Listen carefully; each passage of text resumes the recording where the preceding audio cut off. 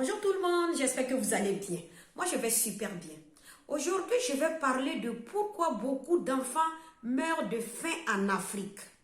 Vous savez, en Afrique, il y a des millions d'enfants qui meurent de faim, chose qui n'est pas normale. Oui, moi, je trouve que c'est pas normal. Un enfant africain ne devrait pas mourir de faim. Et la faute incombe à nos responsabilités, à nos dirigeants, à nos présidents, à nos gouvernements. Oui. Et pourquoi je dis ça? Parce que tu vas voir que nos présidents, au lieu de s'occuper du peuple, que certains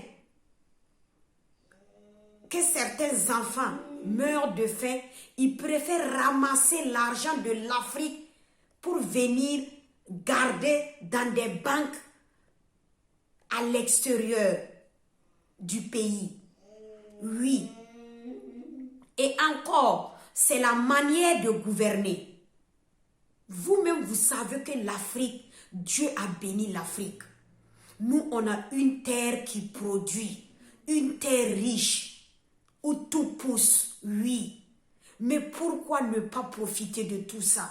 Pourquoi recopier les autres et aller s'asseoir dans des bureaux? Moi, je me rappelle qu'à l'époque, l'Afrique n'était pas trop bureaucrate. L'Afrique se nourrissait de la terre parce que la terre n'a jamais trahi. La terre ne ment pas. Donc, à force de vouloir ressembler aux autres, à force de se laisser faire, puisque nous-mêmes, nous chantons tous les jours que nous sommes indépendants. Mais où est notre indépendance si on ne peut même pas faire ce qu'on veut? Si tout le temps, il faut nous dicter. Donc, il y a quelque chose qui ne va pas. Dites-nous la vérité. Ou on a notre indépendance, ou on n'a pas notre indépendance. Et nous savons toujours qu'on est toujours dicté par des gens. Voilà. Il faut que nous arrivions à faire la part des choses.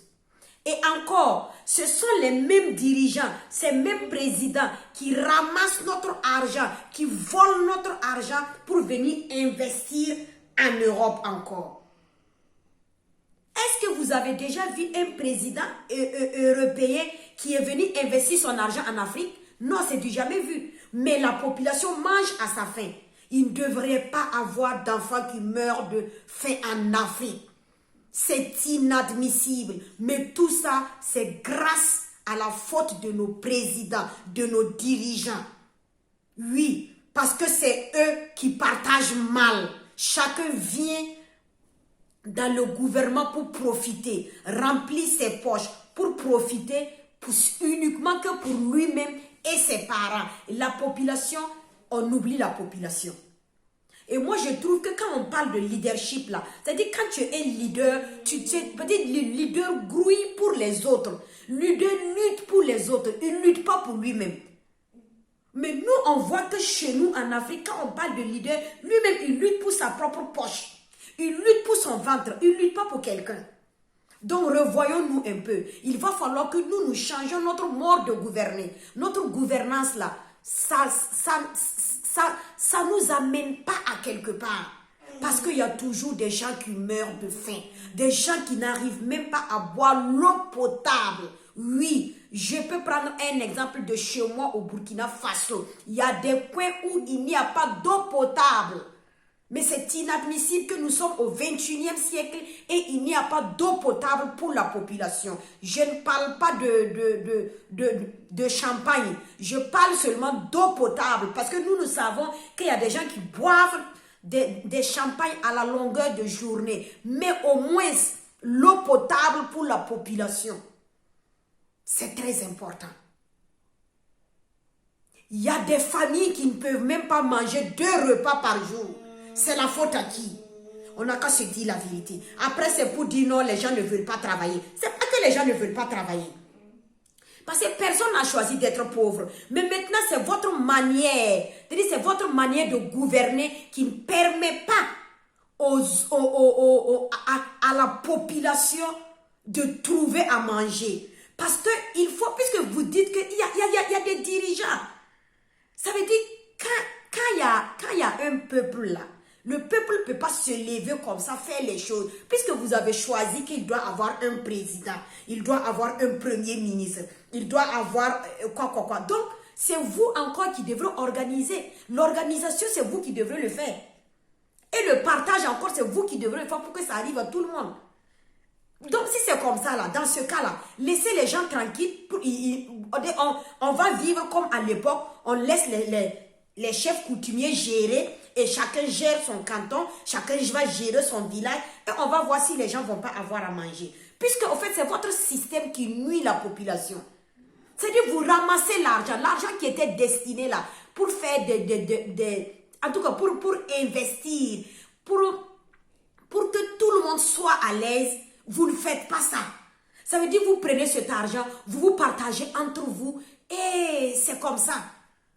Et depuis la nuit des temps, ça a toujours été comme ça. Nous, on demande un changement. Il faut que le gouvernement change sa manière de gouverner. Parce que, c'est-à-dire, ça n'arrive pas à tout le monde. Le bien-être là, ça n'arrive pas à tout le monde. Et moi, je pense que nous sommes à un stade où tout le monde, je ne dis pas que tout le monde devrait peut-être avoir les 3 repas, mais au moins que tout le monde ait au moins 2 repas par jour. Quelqu'un ne devrait plus mourir de faim en Afrique parce qu'on a eu la chance que Dieu nous a donné une bonne terre. Même si tu jettes même, c'est-à-dire là où tu le mets, il pousse. Est-ce que vous voyez? C'est-à-dire, la terre nous donne tout.